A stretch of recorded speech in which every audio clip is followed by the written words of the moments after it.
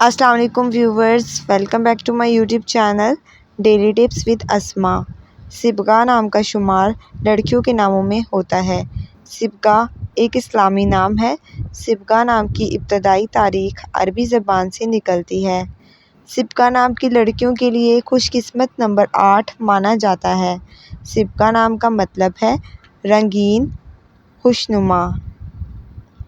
صبغہ نام کا شمار انٹرنیٹ پر سب سے زیادہ سرچ ہونے والے ناموں میں سے ہوتا ہے۔